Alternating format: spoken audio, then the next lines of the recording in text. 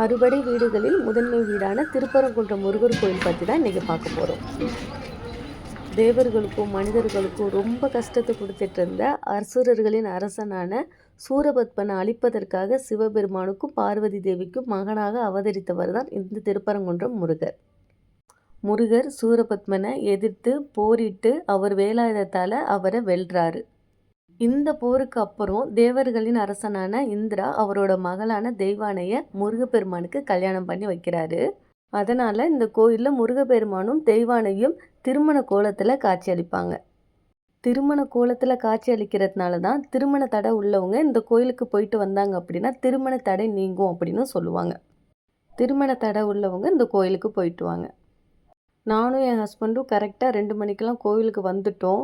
But கோவில் பார்த்திங்க அப்படின்னா ஆஃப்டர்நூன் 1 மணிக்கு க்ளோஸ் பண்ணுறது, ஈவினிங் 4 o'clock தான் ஓப்பன் பண்ணுவாங்களாம். அது வரைக்கும் கோயில் உள்ளவே நிறைய கடையெல்லாம் இருக்கும். நல்லா சுற்றி பார்த்துட்டு என்னென்ன வாங்கணுமோ எல்லாம் வாங்கிட்டு கேட்டுக்கு முன்னாடி வந்து நின்றுட்டோம். டைம் ஆகவும் அரோகரா அரோகரான்னு கோயில் ஓப்பன் பண்ணுற வரையும் சொல்லிக்கிட்டு இருந்தோம்.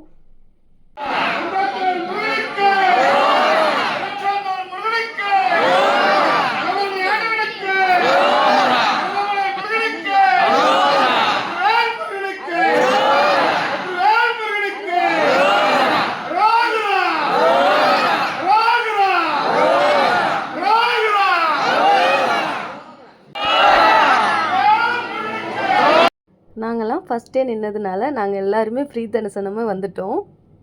கோயில் உள்ளே போனதுமே முருகரை பார்த்து தரிசனம் பண்ணிட்டு வந்த மாதிரி தான் இருந்தது. எனக்கு தான் என்னமோ அந்த முருகரோட முகம் மனசில் நிற்கலை, அது ஏன்னு தெரியல.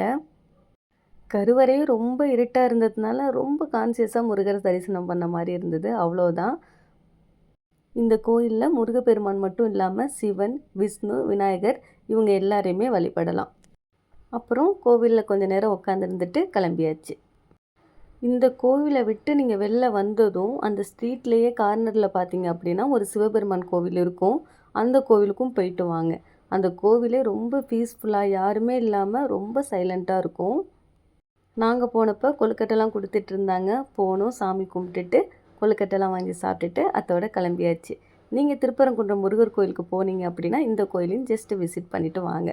தேங்க்யூ ஃபார் வாட்சிங். இந்த வீடியோ உங்களுக்கு பிடிச்சிருக்கு அப்படின்னா லைக் அண்ட் சப்ஸ்கிரைப் பண்ணிக்கோங்க.